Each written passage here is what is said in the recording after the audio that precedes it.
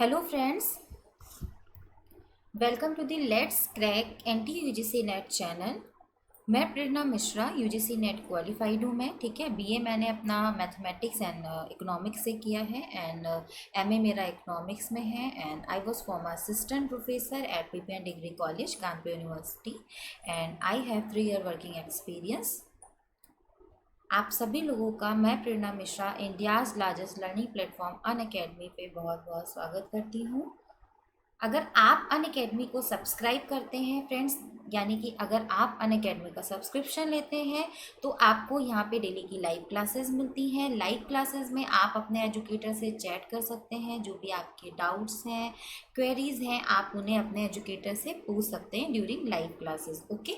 और यहाँ पे आपको स्ट्रक्चर्ड कोर्स मिलता है। स्ट्रक्चर्ड कोर्स का मतलब कि देखिए, हमारे यहाँ जो भी अनअकैडमी पे हम लोग जो कोर्स आपके लिए डिज़ाइन करते हैं, जो हम लोग पीडीएफ लाते हैं, जो भी हम मटेरियल लाते हैं, वो आपके पेपर के सिलेबस के अकॉर्डिंग लाते हैं, चाहे वो पेपर 1 हो और पेपर 2 हो, ठीक है। तो यहाँ अनअकैडमी आपको स्ट्रक्चर कोर्स प्रोवाइड कराता है आपके पेपर का, चाहे वो आपका कोई भी सब्जेक्ट हो, पेपर 2 एंड पेपर 1 दोनों का ही आपको एनटीए नेट की प्रिपरेशन यहाँ कराई जाती है स्ट्रक्चर वे में। लाइव टेस्ट एंड क्विज की फैसिलिटीज़ मिलती है दोस्तों। लाइव टेस्ट में क्या होता है कि आपको वहाँ पे पोल्स के ऑप्शन मिलते हैं लाइव टेस्ट में, ठीक है। आपको इंटरेस्ट आता है वहाँ पे टेस्ट सॉल्व करने में, जो कि यूट्यूब पे नहीं हो पाता है।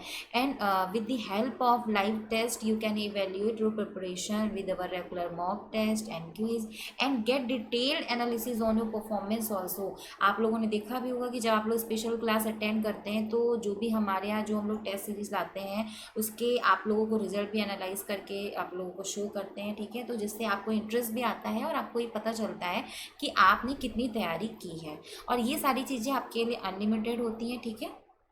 One subscription gets you access to all our live and recorded courses to watch from the comfort of any of your devices, ठीक है। घर बैठ के आराम से आप कंफर्टेबल तरीके से अपनी सारी चीज़ों को आप देख सकते हैं, ठीक है। आपको करना क्या है, अनअकैडमी का लर्निंग ऐप इंस्टॉल करना है गूगल प्ले पे जा करके, ठीक है। उसके बाद आपको उसमें डालना है एनटीए यूजीसी नेट, ठीक है। जैसा कि आप देख रहे हैं कि जब आप उसमें एनटीए यूजीसी नेट डालेंगे तो आप जब 12 मंथ की फ़ीस अगर जमा करते हैं, मीन्स अगर आप 12 मंथ के लिए अनअकैडमी को सब्सक्राइब करते हैं तो आपकी फ़ीस होगी 11,550 एंड जब आप 24 मंथ्स का लेते हैं तो आपकी फ़ीस होगी 16,800। बट फ्रेंड्स, जब आप प्रोसीड टू पे पे जाते हैं और अगर आप मेरा रेफरल कोड PRERNA प्रेरणा यूज़ करेंगे तो आपको 10% का डिस्काउंट मिलेगा, जिसके बाद आपकी 12 मंथ की फ़ीस होगी 10,395 एंड 24 मंथ्स की होगी 15,120, ठीक है। तो आपको मेरा रेफरल कोड यूज़ करना है जिससे कि आपको अच्छा डिस्काउंट मिल सके, ठीक है। सो आज का जो हमारा सेशन है वो है theory of unbalanced growth theory, ठीक है। कल हम लोगों ने क्या डिस्कस किया था, बैलेंस्ड ग्रोथ थ्योरी, यानी हिंदी में जिसे हम संतुलित वृद्धि का सिद्धांत बोलते हैं, जो कि रोजेस्टीन, रुडान, रेगनर, नर्किसेव। रोजेस्टीन, रुडान ने तो पर्टिकुलर उस थ्योरी के बारे में बात नहीं की थी, मतलब वर्ड नहीं यूज़ किया था बैलेंस ग्रोथ का, बट रेगनर, नर्किसे हैं और इन लोगों ने जो है आपकी बैलेंस ग्रोथ थ्योरी के बारे में बात की थी, डिस्कस किया था, ठीक है। तो कल हम लोगों ने बैलेंस ग्रोथ थ्योरी को पढ़ा, जिसमें हम लोगों ने रोजेस्टीन, रुडान एंड रेगनर, नर्किसे के व्यूज़ पढ़े थे कि उन्होंने आखिर बैलेंस ग्रोथ थ्योरी को लेकर के क्या बोला है, ठीक है। तो जिसमें हम लोगों ने रोजेस्टीन, रुडान एंड रेगनर, नर्किसे के हम लोगों ने व्यूज़ पढ़े थे। आज हम बात करेंगे अनबैलेंस ग्रोथ थ्योरी की, जिसको हम हिंदी में बोलते हैं विकास का असंतुलित वृद्धि का सिद्धांत। तो नाम से ही मेंशन है कि अनबैलेंस्ड के बारे में बात हो रही है, यानी कि कुछ ऐसी चीज़ है जो बैलेंस्ड नहीं है, ठीक है। और बैलेंस के मतलब क्या समझ में आता है कि कुछ ऐसा है जो बैलेंस है। तो बैलेंस ग्रोथ थ्योरी में हमने क्या पढ़ा था कि इकोनॉमी के जितने भी सेक्टर हैं, ठीक है, सब में हमें इक्वली इन्वेस्टमेंट करना है और सारे सेक्टर्स को हमें ध्यान देना है, सारे सेक्टर्स का डेवलपमेंट करना, ये हमने बैलेंस ग्रोथ थ्योरी में पढ़ा, ठीक है। आज हम अनबैलेंस ग्रोथ थ्योरी के बारे में पढ़ेंगे। तो अनबैलेंस वर्ड ही शो कर रहा है कि मतलब बैलेंस नहीं है कुछ भी, ठीक है। अनबैलेंस्ड है, असंतुलित है, यानी कि जैसे कि आप बैलेंस में पढ़ रहे थे कि आपको सारे सेक्टर में इन्वेस्टमेंट करना है, आपको हर सेक्टर की ओर ध्यान देना है। तो अनबैलेंस में हम क्या देखेंगे कि किसी पर्टिकुलर एक सेक्टर को हमें बहुत अप करना है, जिससे कि दूसरे सेक्टर का अपने आप डेवलपमेंट होने लगे, यानी कि हमें प्रायोरिटी अपनी डिसाइड करनी है। ये सारी चीज़ें अभी हम अंदर डिस्कस करेंगे कि हमें किस सेक्टर को उठाना है, किसको प्रायोरिटी देनी है। तो ये तो एक छोटा सा इंट्रोडक्शन हुआ इस थ्योरी का, ठीक है। तो जैसे कि मैंने बैलेंस ग्रोथ थ्योरी के आपको बताया कि भाई किन्होंने इस थ्योरी को दिया, इसी तरीके से अनबैलेंस ग्रोथ थ्योरी को सबसे पहले तो दिया था A.O. हर्शमैन ने, ठीक है।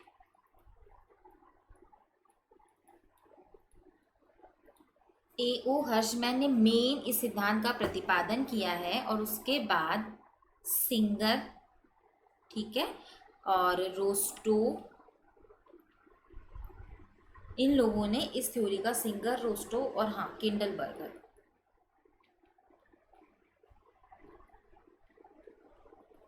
इन लोगों ने इसका समर्थन किया था।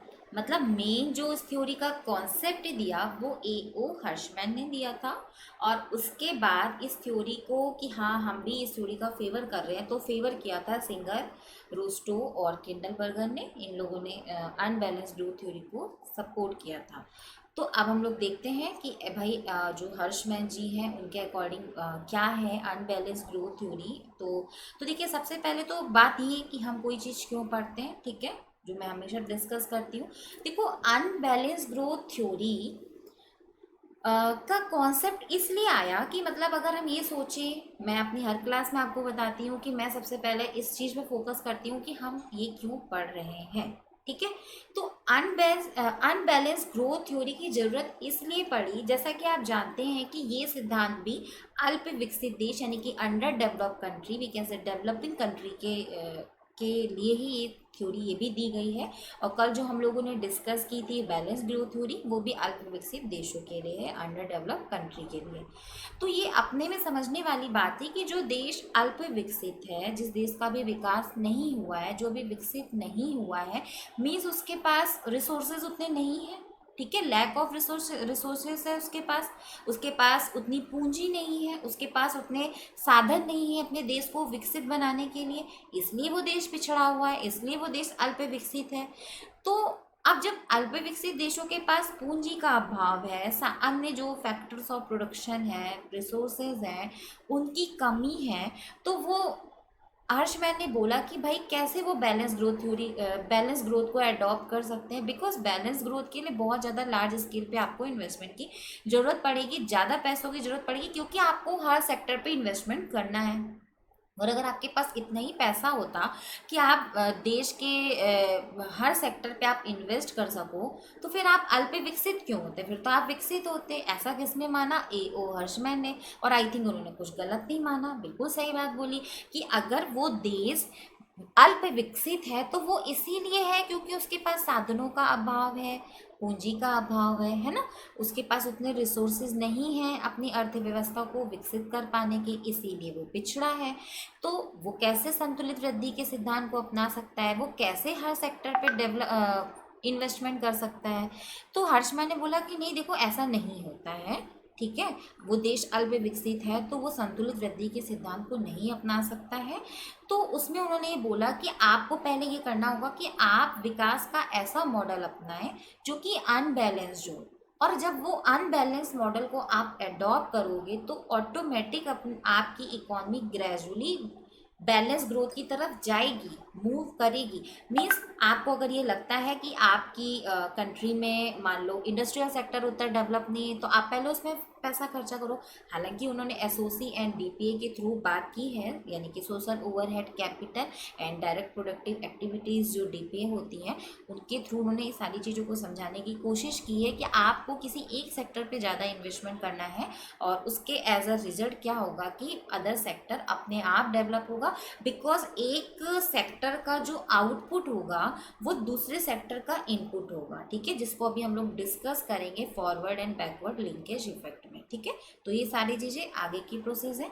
अब हम लोग देख लेते हैं कि हर्षमैन जी का क्या बोलना था। तो according to Hirschman, development is a chain of disequilibrium that must be kept alive rather than eliminate the disequilibrium of which profits and losses and symptoms in a competitive economy.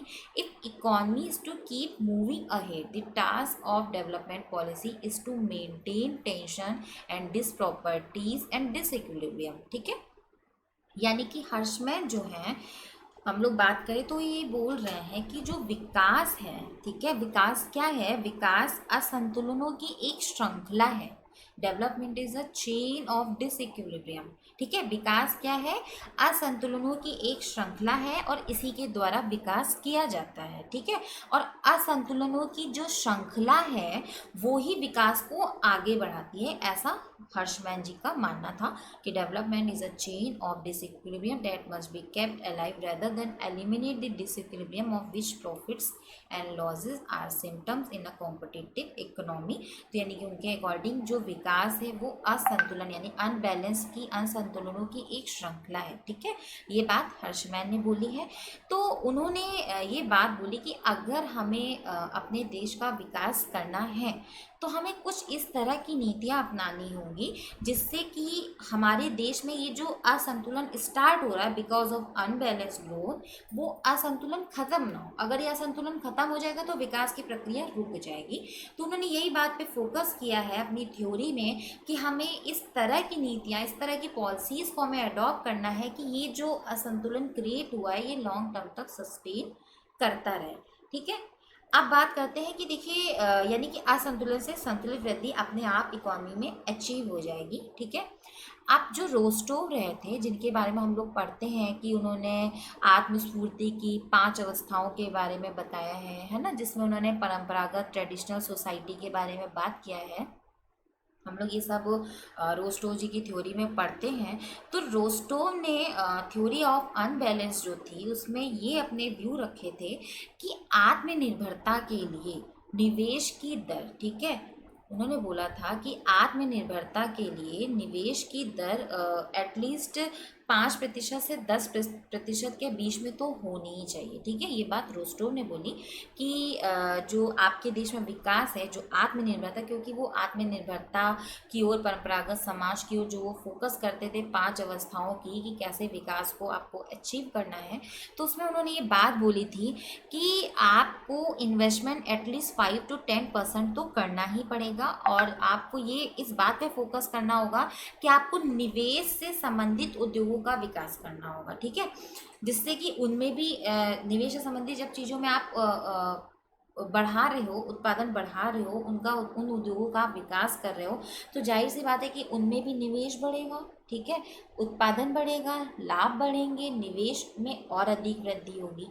ठीक है, तो फिर उन्होंने ये पॉइंट ऑफ व्यू रखा। अगर हम लोग देखें तो जितने भी विकसित देश जो रहे हैं, जो देश मतलब जो विकसित हो चुके हैं, ठीक है, उन्होंने, अगर हम देखें तो उन्होंने अपने देश को विकसित जो बनाया है वो बिकॉज ऑफ अनबैलेंस ग्रोथ को अडॉप्ट करके ही बनाया। जितने भी देश आज के टाइम में विकसित हैं उन्होंने अनबैलेंस ग्रोथ थ्योरी को ही अडॉप्ट किया है, इसलिए वो आज विकसित हैं। ठीक है, सो हर्षमैन ने बोला कि बैलेंस रूट के बजाय हमें अनबैलेंस रूट को हम अडॉप्ट कर सकते हैं। ठीक है, unbalance growth is a better development strategy to concentrate available resources on types of investment and which help to make the economic system more elastic and more capable of expansion under the stimulus of expanded market and expanding demand। देखो वो ये कहना चाहते हैं कि आप balance growth की जगह पे आप अनबैलेंस ग्रोथ को अडॉप्ट करें।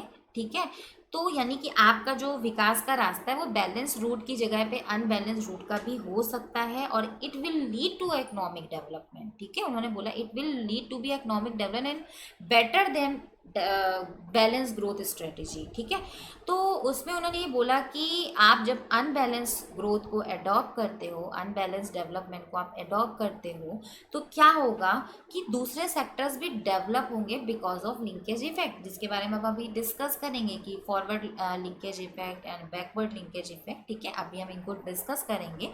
सो उन्होंने बोला कि कोई भी जो इकोनॉमी है, ठीक है, वो एक्टिविटी जब करती है तो वो क्या करती है कि एक्सटर्नल इकोनॉमी को जनरेट करती है। हम लोग पढ़ते हैं ना माइक्रो इकोनॉमिक में एक्सटर्नल जो इकोनॉमीज होती हैं जिसको हम लोग बाह्य मितव्यताएं बोलते हैं।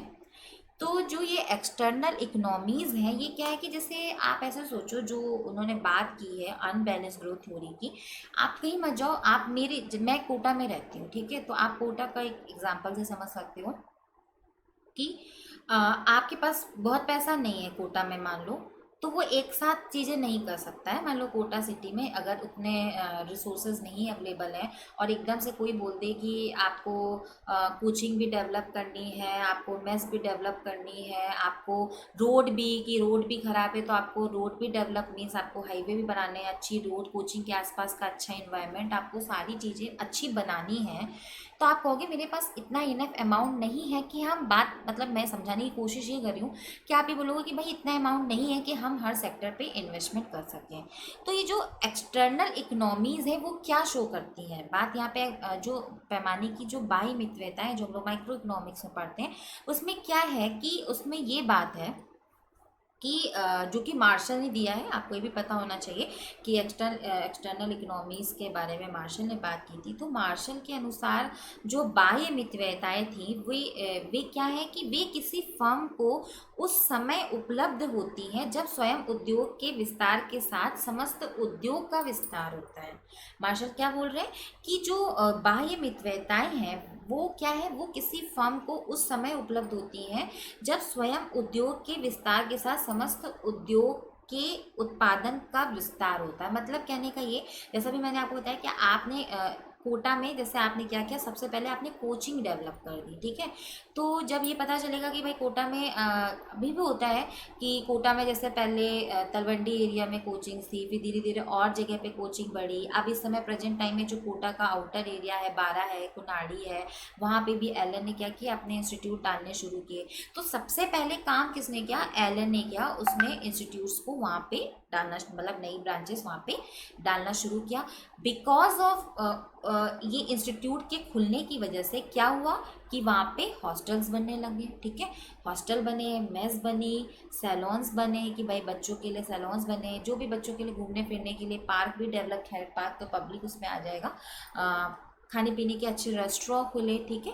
तो ये सारी चीज़ें बनी, यानी कि जब आप अपने उत्पादन को बढ़ा रहे हो, मीन्स आप अगर कोई एक सेक्टर डेवलप कर रहे हो तो उसके क्या होंगे, अदर सेक्टर भी डेवलप होंगे, उनका भी एक्सपेंशन होगा और उनके प्रॉफिट जनरेट होंगे, है ना।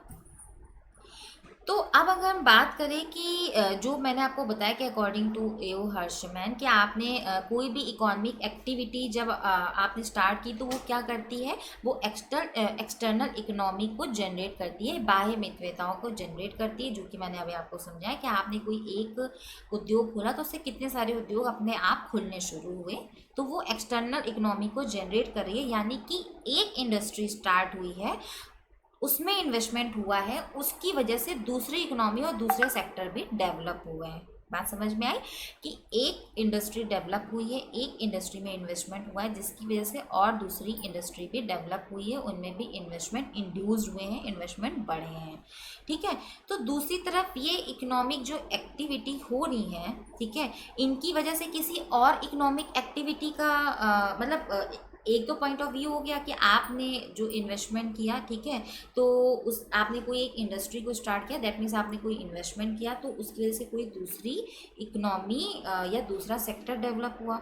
एक तरफ आप ये भी कह सकते हो कि बिकॉज ऑफ की इकोनॉमिक एक्टिविटी किसी और इकोनॉमिक एक्टिविटी का रिजल्ट हो सकती है, ठीक है। तो बात क्या हुई कि यानी कि एक इकोनॉमिक एक्टिविटी दूसरी इकोनॉमिक एक्टिविटी को क्रिएट भी करती है और अप्रोप्रिएट भी करती है, ठीक है।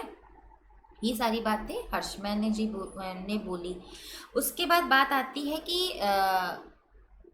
यानी कि कौन सी एक्टिविटी ऐसी है जो एक्सटर्नल इकोनॉमी, यानी कि जो हम लोगों ने बाह्य मितव्यताओं के बारे में पढ़ा, तो वो उसको क्रिएट भी कर रही है और अप्रोप्रिएट भी कर रही है, ऐसी कौन सी एक्टिविटी है। तो वही बात उन्होंने बताई कि ये एक्टिविटी जो है ये अनबैलेंस ग्रोथ की ही एक्टिविटी है, जिसमें हम लोग पढ़ेंगे अब आगे कि जो हर्समैन ने एसओसी एंड डीपीए के बारे में बात की है, अब हम आगे उसे एक्सप्लेन करेंगे, समझेंगे। तो the strategy of unbalance growth is most suitable in breaking the vicious circle of poverty in underdeveloped countries, and the poor countries are in a state of equilibrium at a low level of income, and production, consumption, saving and investment are so adjusted to each other at an extremely low level that the state of equilibrium itself becomes an obstacle to growth। देखो कहने का मतलब है, बात आप ऐसे समझो बिल्कुल इजी वे में। बात ये है कि जो अनबैलेंस ग्रोथ थ्योरी है, जो असंतुलित विकास का सिद्धांत है, उसमें भी उन्होंने ये बात मानी है कि जो अल्प विकसित देश हैं उनमें भी क्या होता है, गरीबी का दुष्चक्र पाया जाता है। और उन्होंने यही बात की है कि उस दुष्चक्र को तोड़े बिना विकास नहीं किया जा सकता है। तो स्ट्रेटजी जो अनबैलेंस ग्रोथ की है वो is most suitable in breaking the vicious circle of poverty in under developed country. ठीक है, तो इस बारे में उन्होंने बात की, तो जिसमें उन्होंने ये बताया है कि जो हर्ष मैंने दो तरह के इन्वेस्टमेंट के बारे में बताया है। ठीक है, मैं आपको बताती हूँ।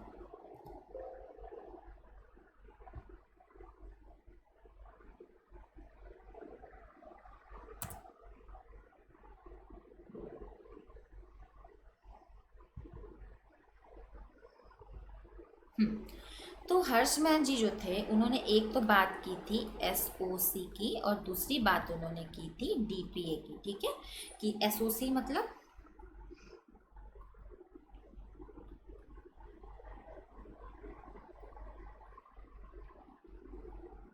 सोशल ओवरहेड कैपिटल, डीपीए मतलब डायरेक्ट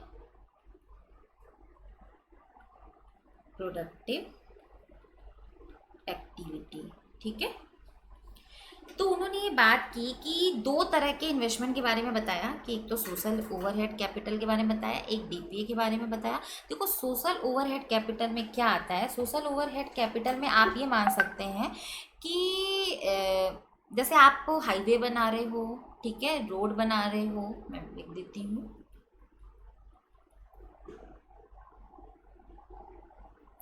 एसओसी में क्या है कि एसओसी में जब इन्वेस्टमेंट होता है तो उसका मोटिव क्या होता है, सोशल वेलफेयर का। ठीक है, पहली बात तो ये कि ये इसका मोटिव है। ओके, कि जब आप एसओसी यानी कि सोशल ओवरहेड कैपिटल में अगर आप इन्वेस्ट कर रहे हो तो उसका मोटिव क्या है, सोशल वेलफेयर है। ठीक है, अब बात आती है कि इसमें गवर्नमेंट का इन्वेस्टमेंट होता है, बिकॉज पॉलिसीज़ कुछ ऐसी होती हैं कि प्राइवेट इन्वेस्टमेंट इसमें इंड्यूस नहीं हो पाते हैं। मोस्टली जो इन्वेस्टमेंट होते हैं वो गवर्नमेंट के होते हैं। अब गवर्नमेंट इन्वेस्टमेंट क्या है कि आपने एजुकेशन सिस्टम को बढ़ाया है, ठीक है, एजुकेशन सिस्टम पे खर्चा किया है, आपने हाईवे बनाए हैं, ठीक है, आपने कोई ब्रिज बनाया, ठीक है, आपने हेल्थ फैसिलिटीज़ को इम्प्रूव किया। तो दीज आर द, आपने कम्युनिकेशन, ठीक है, संचार के साधनों का आपने विकास किया। तो these are the types of investment in social overhead capital की एसओसी में इस तरह के निवेश आते हैं। और अगर हम बात करें डीपीए की, जो कि हम लोग बोलते हैं डायरेक्ट प्रोडक्टिव एक्टिविटी, तो डीपीए में क्या होता है कि एक तरह से प्राइवेट सेक्टर का इन्वेस्टमेंट होता है और इसका मोटिव प्रॉफिट का होता है, प्रॉफिट मैक्सिमाइजेशन का होता है। और उसी जगह अच्छा, अब ये जो सोशल ओवरहेड कैपिटल है ये भी मैं आपको बता दूं।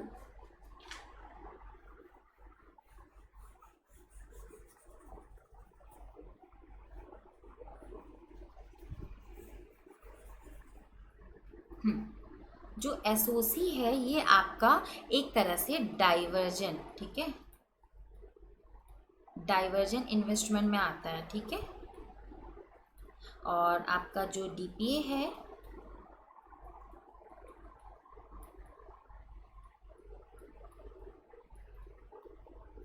वो कन्वर्जन इन्वेस्टमेंट में आता है। यानी कि कन्वर्जन इन्वेस्टमेंट प्लस का मोटिव क्या है, प्रॉफिट का है। डाइवर्जन में क्या है कि सोशल वेलफेयर के पॉइंट ऑफ व्यू से आप इन्वेस्टमेंट कर रहे हो, तो ये सारी चीज़ें डाइवर्जन में आती हैं। ठीक है, तो हर्षमैन के अकॉर्डिंग उन्होंने ये बोला है, अब बात यहाँ से समझिएगा कि हर्षमैन के अकॉर्डिंग पहले आप डाइवर्जन इन्वेस्टमेंट करो, दैट मीन्स आप पहले एसओसी में इन्वेस्टमेंट करो।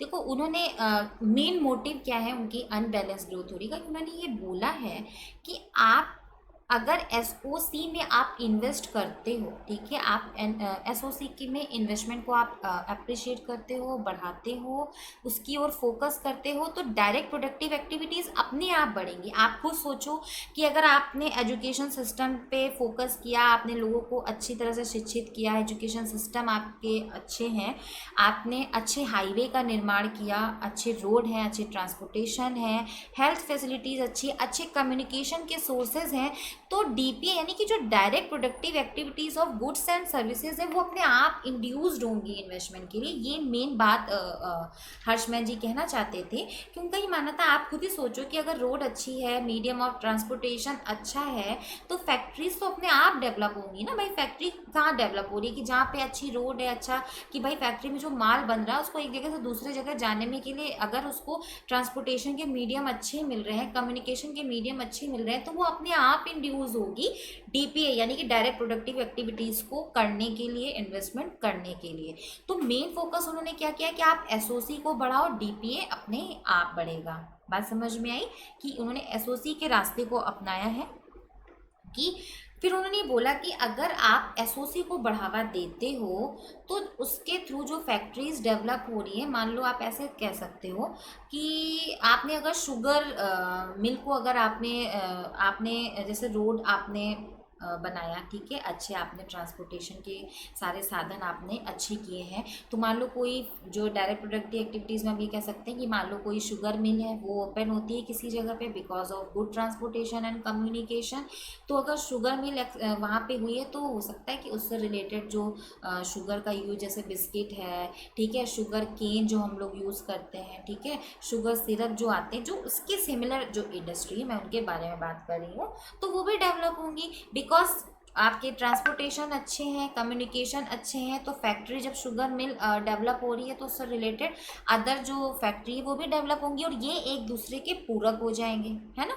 ये क्या होंगे? ये एक दूसरे के पूरक होंगे। तो ये एक डेवलपमेंट जो स्टार्ट होगा बिकॉज ऑफ असंतुलन, अनबैलेंस ग्रोथ स्ट्रेटेजी, ये क्या होगा? ये स्टार्ट हो जाएगा। और एसओसी में इन्वेस्टमेंट की वजह से डीपीए अपने आप बढ़ता रहेगा, डेवलप करता रहेगा। ये बात एओ हर्षमैन ने जी बोली और अपने असंतुलित वृद्धि सिद्धांत में बोली, तो उन्होंने ये माना। फिर उन्होंने ये बात किया कि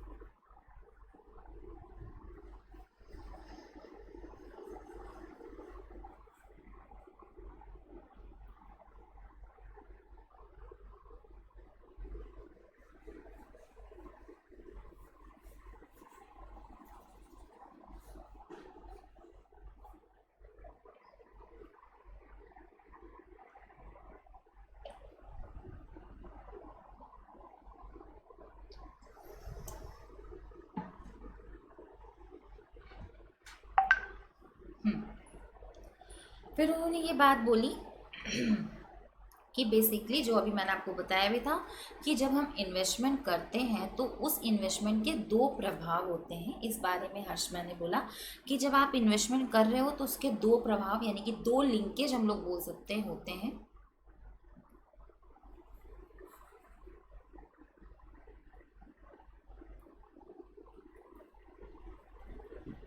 first is forward linkage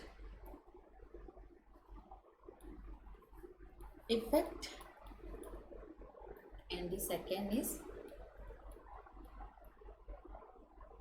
backward linkage effect. ठीक है, देखो फॉरवर्ड लिंकेज में क्या है कि आप ये मानो जैसे कोई एक ए इंडस्ट्री डेवलप हो रही है, ठीक है, तो जब एक एक्टिविटी ए स्टार्ट हो रही है या कोई एक इंडस्ट्री ए डेवलप हो रही है, ठीक है, जैसे ये इंडस्ट्री ए अगर डेवलप हो रही है तो ये जो चीज़ें स्टार्ट करेगी, यानी कि जो इंडस्ट्री ए में जिस भी कमोडिटीज़ का प्रोडक्शन होगा, जिस भी चीज़ की ये फैक्ट्री है, तो ये जिस चीज़ का प्रोडक्शन करेगी उसकी वजह से दूसरी इंडस्ट्री भी जो डेवलप होगी, मे बी कि वो इसलिए डेवलप हो रही है कि उनको यहाँ से इनपुट मिल रहा है या मे बी डिमांड मिल रही है, तो ये आपका क्या होगा? ये फॉरवर्ड लिंकेज इफेक्ट होगा। ठीक है, मतलब कहने का है, आप ऐसे समझो जैसे अभी मैंने आपको बताया ई शुगर मिल, कि अगर शुगर मिल आपकी स्टार्ट हुई है तो वो शुगर केन के लिए इनपुट का काम करेगी, ठीक है। यानी कि शुगर केन में जो शुगर इंडस्ट्रीज में जो शुगर बन रहा है गन्ने के थ्रू,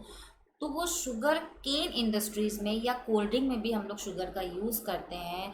शुगर जो सिरप्स आते हैं, ठीक है, आप जो भी शुगर के आप जो भी प्रोडक्ट यूज़ करते हैं, तो जो आप शुगर केन को जो आपने क्या बोल रही है, जो शुगर इंडस्ट्रीज को आपने जो डेवलप किया, तो यानी कि उसका जो आउटपुट है वो किसी दूसरी इंडस्ट्री का क्या होगा, इनपुट होगा। बात समझ में आई कि एक इंडस्ट्री का जो आउटपुट है वो दूसरी इंडस्ट्री का क्या होगा, इनपुट होगा, है ना। तो यानी कि एक इंडस्ट्री का जो आउटपुट आप ले रहे हो वो आपका फॉरवर्ड इफेक्ट है, और उसकी वजह से यानी कि एक एक्टिविटी ए जो स्टार्ट हुई थी उसकी वजह से जो दूसरी एक्टिविटी बी डेवलप हुई, यानी बी इंडस्ट्री जो डेवलप हुई, वो किस में आएगा, वो बैकवर्ड लिंकेज इफेक्ट में आएगा। बिकॉज कि एक एक्टिविटी की वजह से दूसरी एक्टिविटी की डिमांड बढ़ रही थी, ये बैकवर्ड इफेक्ट है। यानी कि जो आप इनपुट यूज़ कर रहे हैं दूसरी इंडस्ट्री के, वो जो आपकी इंडस्ट्री का आउटपुट दूसरी इंडस्ट्री का इनपुट होगा और वो डेवलप करेगी बिकॉज ऑफ इंडस्ट्री ए या because of forward linkage effect. देखो, बैकवर्ड में भी किसी इंडस्ट्री के वो आउटपुट को ही यूज़ करती है, जो ए इंडस्ट्री। लेकिन होता क्या है कि अगर आप बात करो तो इफेक्ट दोनों के सेम होते हैं, बस ये है कि कोई एक इंडस्ट्री ए डेवलप हो रही, ठीक है, उसकी वजह से क्या हुआ कि उसमें जो प्रोडक्शन हुआ उसका जो आउटपुट था वो बी इंडस्ट्री के लिए इनपुट हुआ, तो यानी कि वो बैकवर्ड इफेक्ट हुआ। तो आप ऐसे भी कह सकते हो कि जब आप फ्यूचर के प्लान में इन्वेस्ट करते हैं तो that is your forward linkage effect, और जब आप उत्पादन की पिछली या प्रारंभिक अवस्थाओं में निवेश करते हैं तो वो बैकवर्ड लिंकेज इफेक्ट हुआ, ठीक है। जब आप फ्यूचर में इन्वेस्ट कर रहे हो वो फॉरवर्ड है, और जब आप उत्पादन की पिछली या प्रारंभिक अवस्था में निवेश कर रहे हो तो वो आपका बैकवर्ड लिंकेज इफेक्ट हुआ। फिर उन्होंने ये बोला है कि जो social overhead capital and DPA में उन्होंने विकास के रास्ते के बारे में बात की है, वो मैं अभी आपको एक्सप्लेन करती हूँ, ठीक है।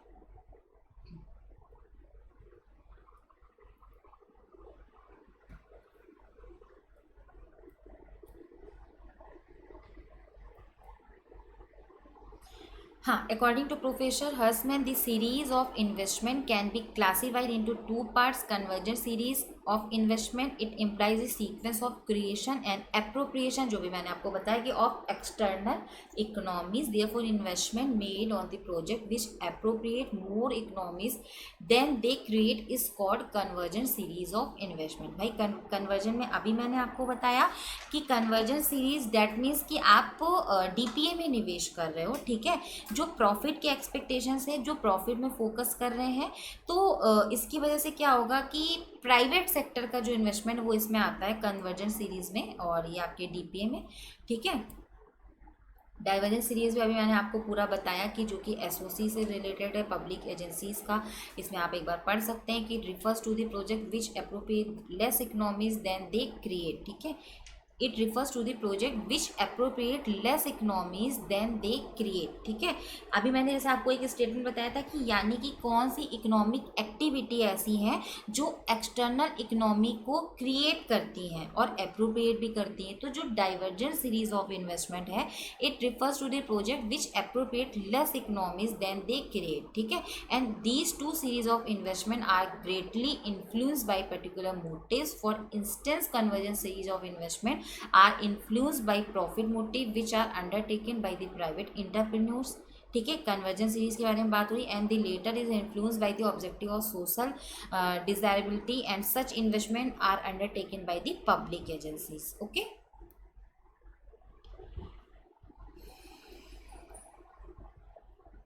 आपको मैं ये सारी चीज़ें एक फिगर के थ्रू समझाने की कोशिश करती हूँ कि क्या होता है। देखो, जो एओ हर्समैन थे उन्होंने जो बात की है विकास के रास्ते की, कि आपको कौन सा मार्ग ऐसा अपनाना है जिससे कि आपके देश का विकास हो सके, कौन से आपको असंतुलन की श्रृंखला अपनानी है, तो उसके लिए उन्होंने उसको एक डायग्राम के थ्रू समझाने की कोशिश की है।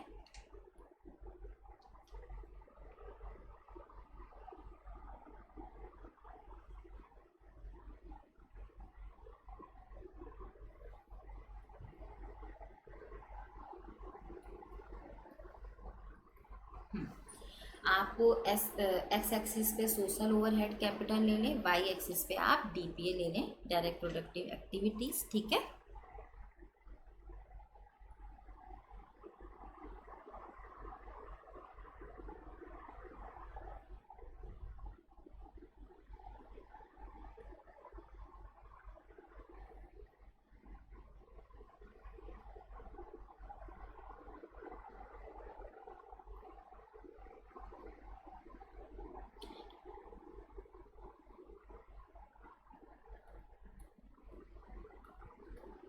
ये आप मान सकते हैं कि I1 I2 I3 आपके आइसोक्वांट कर्व हैं, ठीक है।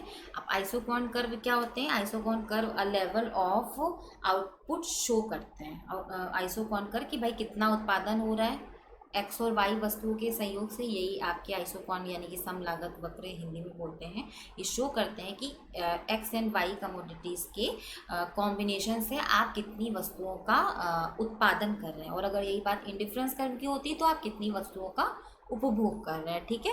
तो आइसोक्वांट कर्व जो है, isoquant curve a level of output show करते हैं, यानी कि a level of output from the combination of the two activities here, okay. यहाँ पे आप डीपीए और एसओसी के बारे में बात कर रहे हैं, तो यानी कि यहाँ हम डिस्कस करेंगे कि डीपीए और एसओसी का क्या कॉम्बिनेशन होगा और किसके थ्रू कितना प्रोडक्शन होगा, इस बारे में हम डिस्कस करेंगे, जिसको एओ हर्शमैन ने एक्सप्लेन किया है।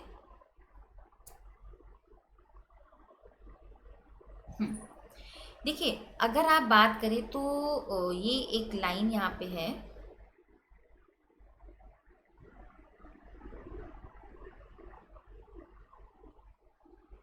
समलागत रेखा को हम पहले खींचेंगे,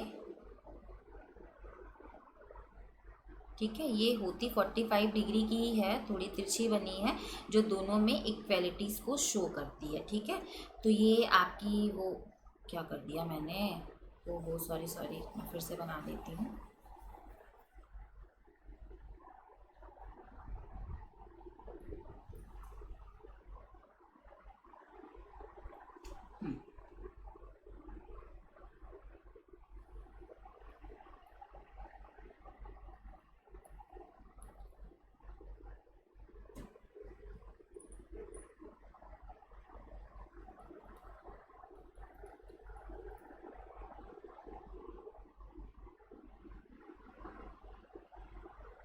पहले लाइन ही खींच दो।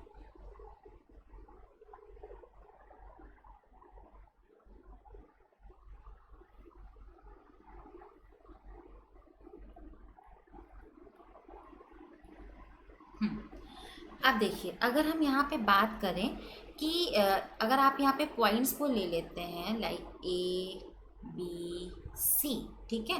तो ये जो पॉइंट है, ये इक्वेलिटीज ए बी सी क्या शो कर रहे हैं कि अगर आप ए पे ये लाइन खींचोगे तो ये क्या है कि जितना आप एसओसी में इन्वेस्ट कर रहे हो उतना ही आप डीपीए में इन्वेस्ट कर रहे हो। इसी तरीके से अगर आप यहाँ पे लाइन खींचते हो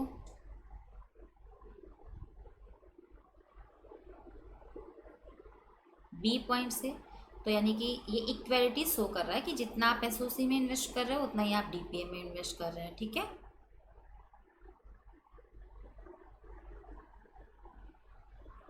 तो ये जो आपने लाइन खींची, ये शो कर रहा है कि आपके इक्वल प्रपोर्शन शो कर रहे हैं, लेकिन हमें तो यहाँ पे असंतुलन के मार्ग को अपनाना है, अनबैलेंस ग्रोथ स्ट्रेटेजी को अडॉप्ट करना है।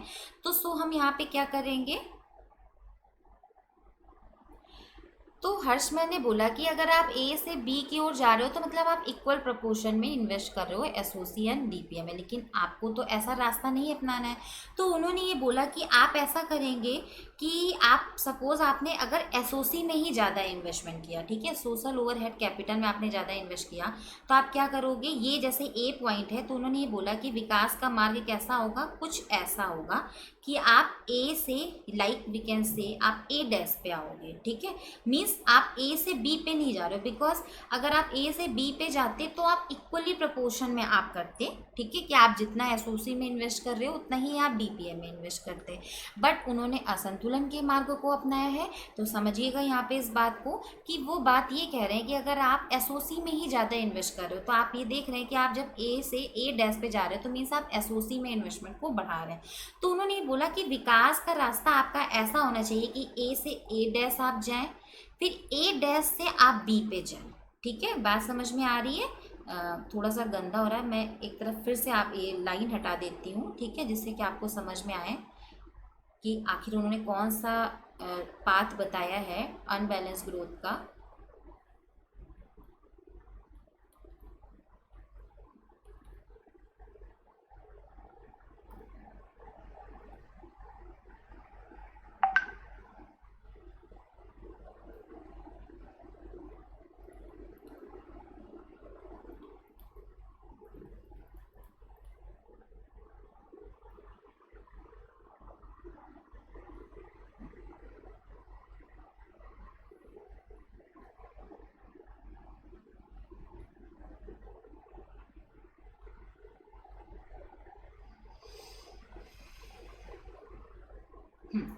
तो आप समझिएगा इस बात को, वी कैन से कि ये ए बी सी है। ठीक है, यहाँ पे मैं लाइन नहीं ड्रॉ कर रही हूँ, आपको ये मैं इक्वली प्रपोर्शन वाली बात बता चुकी हूँ। अब आप समझिएगा कि उन्होंने ये बोला कि आपको ए से बी डायरेक्ट नहीं जाना है, आपको क्या करना है कि आपको एसओसी में ज़्यादा जब आप निवेश कर रहे हो तो आप पहले ए से ए डैश में जाओ, देन ए डैश से आप बी पे जाओ, यानी कि ए, फिर आप क्या करो, ए डैश से बी पे जाओ। उसके बाद आपको क्या करना है कि आपको बी से सी पे डायरेक्ट ना जा करके बी से बी डैश पे जाना है, फिर बी डैश से सी पे जाना है। ठीक है, यानी कि बी से आपको बी डैश पे जाना है, ओके, फिर आपको क्या करना है, बी डैश से सी पे जाना है। ये आपके विकास का पथ होना चाहिए फॉर अनबैलेंस ग्रोथ। कि आप जैसा कि देख रहे हैं कि आपने पहले एसओसी में ज़्यादा इन्वेस्टमेंट किया तो आप ए से ए डैश पे आए, फिर आपने थोड़ा जब आपने एसओसी में इन्वेस्टमेंट किया तो आपका डीपीए भी इंड्यूस्ड होगा, डीपीए में भी इन्वेस्टमेंट बढ़ेगे, तो आप ए डैश से बी पे आए। फिर आप क्या करो, बी से सी पे ना जाओ, आप फिर से एसओसी को बढ़ाओ, तो बी से बी डैश पे आप आ रहे हैं, देन आप बी डैश से सी पे जाओ। ये बात किसने बोली है? एओ हर्शमैन ने अपनी थ्योरी में बोली है। अच्छा, अब बात अगर हम यहाँ पे ये करें कि हम अगर वी कैन से कि अगर हम डीपीए को बढ़ाएं, एसओसी को ना बढ़ाएं, तो हमारा विकास का रास्ता कैसा होगा? कुछ ऐसा होगा कि हम मान लो यहाँ पे आ गए और इसको हमने दे दिया नाम सी। ठीक है, तो अगर हम ए से सी पे जा रहे हैं, दैट मीन्स कि हम डीपीए यानी कि डायरेक्ट प्रोडक्टिव एक्टिविटीज़ को बढ़ा रहे हैं।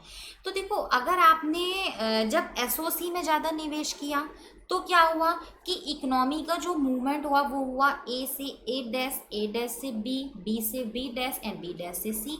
This will be the route of increasing the SOC initially, okay.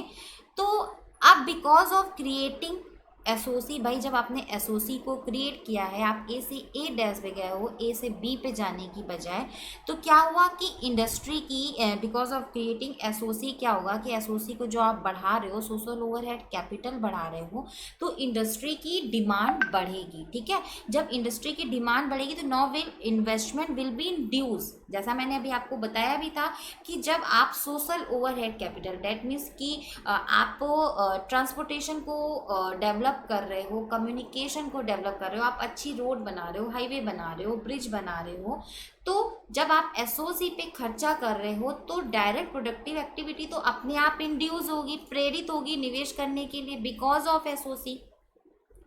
तो यानी कि जो अब एक इंडस्ट्री आप सोचना, बिकॉज ऑफ एसओसी जब कोई एक इंडस्ट्री डेवलप होती है और अगर उसके प्रॉफिट जनरेट होते हैं तो दूसरे इन्वेस्टर भी इंड्यूस होते हैं इन्वेस्टमेंट करने के लिए। यानी कि एसओसी में जो आपने इनिशियली जो क्रिएट किया है अमाउंट, जो आपने पैसा लगाया है, उसकी वजह से डायरेक्ट प्रोडक्टिविटी एक्टिविटी जो है वो अपने आप इंड्यूस हुई है, और जब एक फैक्ट्री लगेगी तो उससे रिलेटेड अदर फैक्ट्रीज भी डेवलप होनी शुरू होंगी। ठीक है, एक उद्योगपति जब इंस्पायर होगा इन्वेस्टमेंट करने के लिए तो और सारे इन्वेस्टर भी आते हैं। ठीक है, होता ना कि केंद्रीकरण होने लगता है एक जगह पे, जो हम लोग पढ़ते हैं माइक्रो में, तो सेंट्रलाइजेशन होने लगे, मतलब एक जगह पे जब आपने एसओसी को अच्छा किया, बढ़ाया, डीपीए इंड्यूस हुआ, एक फैक्ट्री बनी, तो अदर बिजनेस मैन भी इंड्यूस्ड होंगे, अदर बिजनेस सेक्टर भी डेवलप होंगे और उस जगह में डेवलपमेंट स्टार्ट हो जाएगा।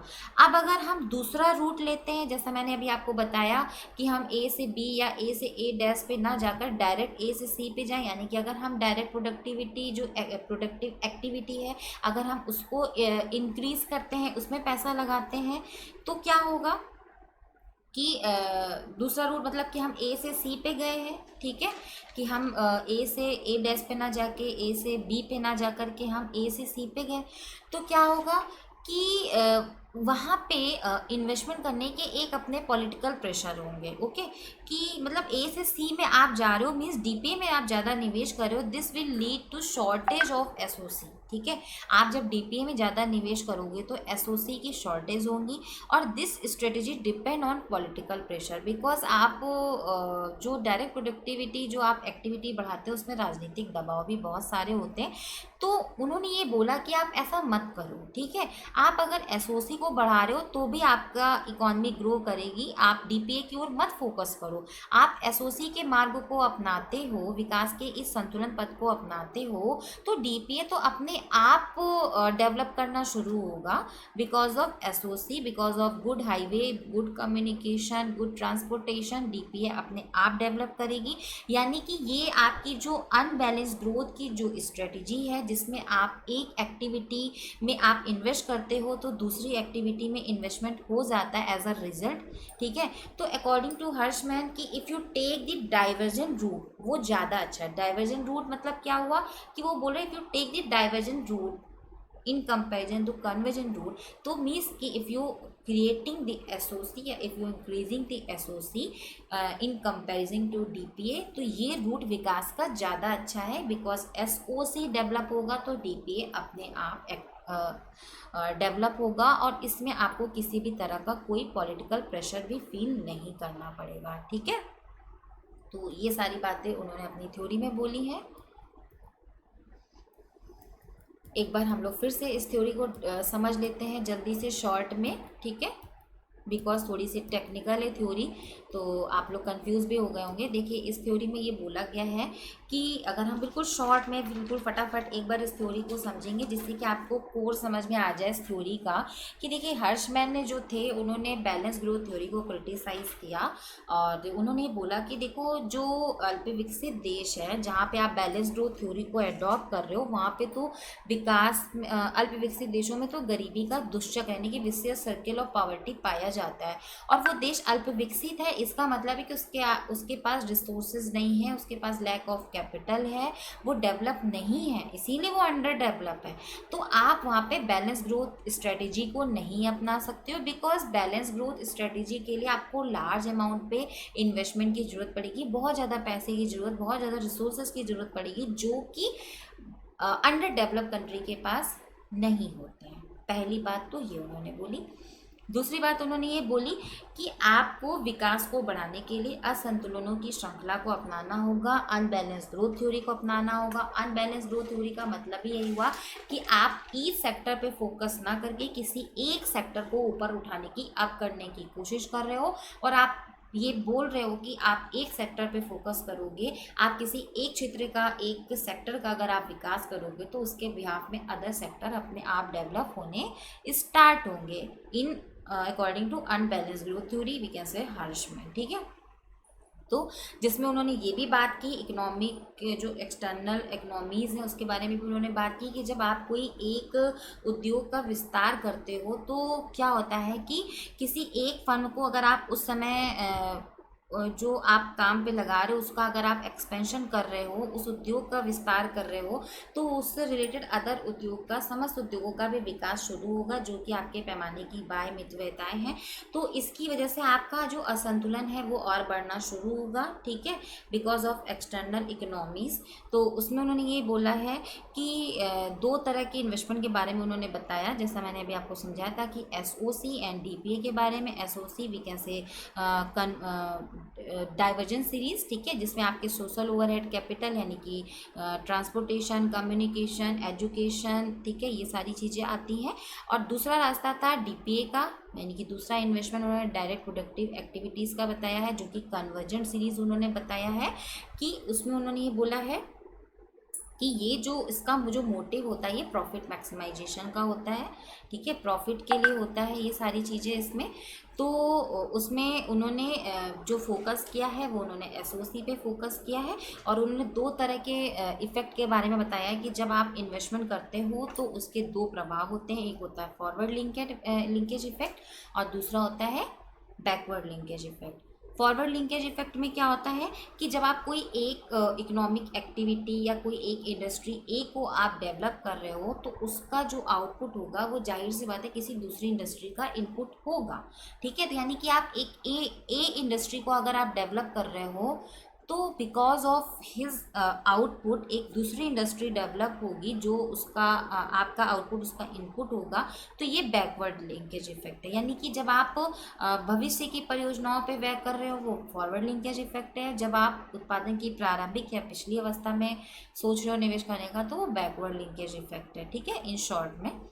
ओके, फिर उन्होंने ये बात की है कि किस तरह का विकास का रास्ता अपनाया जाए, जिसको मैंने आपको फिगर के थ्रू बताया है, ठीक है, कि ये उन्होंने विकास का पथ बताया है। ये I1 I2 I3 आइसोक्रोन कर्व है, ठीक है, जिसमें ABC ये कॉम्बिनेशन है विकास के। तो ये शो कर रहे हैं equality between DPA and SOC। तो जो हर्षमैन थे उन्होंने ये बोला था कि आप A से B पे डायरेक्ट ना जाके आप SOC को इंक्रीज करो, A से A डैश पे जाओ, ठीक है, फिर A डैश से आप B पे जाओ, B से B डैश पे जाओ, फिर B डैश से आप C पे जाओ। तो ये जो विकास का रास्ता है ये ज़्यादा बेटर है इन कंपेरिजन टू कि आप A से C पे डायरेक्ट जाओ, यानी कि अगर आप DPA को अपनाओ। बिकॉज उन्होंने बोला था कि जब SOC डेवलप होगी तो DPA तो अपने आप डेवलप होनी शुरू होगी, उस सेक्टर का तो अपने आप विकास होना शुरू होगा। इसलिए उन्होंने संतुलन पथ का ऐसा रास्ता अपनाया है जो कि SOC का है, ठीक है। तो it's all about unbalance growth theory. ये हम लोगों ने अनबैलेंस ग्रोथ थ्योरी के बारे में पढ़ा है। इसमें जैसे कि मैंने आपको बताया कि इन्होंने भी अपने विचार दिए थे, सिंगर ने भी अपने विचार दिए थे। तो सिंगर ने ये बोला था कि आप प्रारंभिक अवस्था में असंतुलित विकास सिद्धांत का अनुसरण करें। जब आपकी अर्थव्यवस्था की जो प्रारंभिक अवस्था है उसमें उन्होंने ये बोला है कि आप क्या करें, असंतुलित विकास सिद्धांत का अनुसरण करें, उसके बाद संतुलित विकास का करें।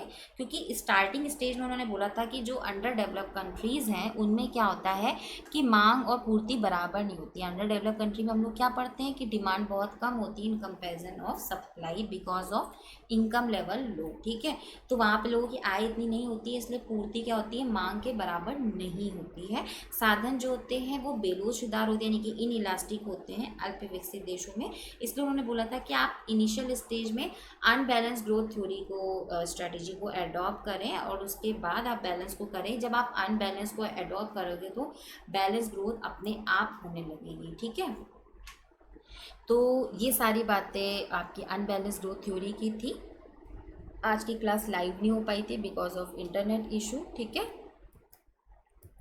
तो अब नेक्स्ट सेशन में हम लोग मिलते हैं। इसको आप लोग अच्छे से पढ़िएगा, समझिएगा। जो भी आपको प्रॉब्लम हो इस टॉपिक पे, जब भी लाइव क्लास होगी आप मेरे से इससे रिलेटेड प्रॉब्लम डिस्कस कर सकते हैं, ठीक है।